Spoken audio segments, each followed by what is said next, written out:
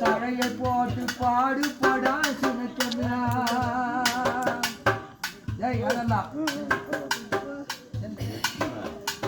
கருத நெல்ல வழிய வச்ச கருத நெல்ல வழிய வச்சு மதுரையிலே ஆள வச்சு அறத்து போடு களத்தை மூட்டுல சின்னக்கண்ணு அவங்க 600 ரூபாய்க்கு வாங்க சின்னக்கண்ணா சேர்ந்த பணம் சேர்க்கணுமா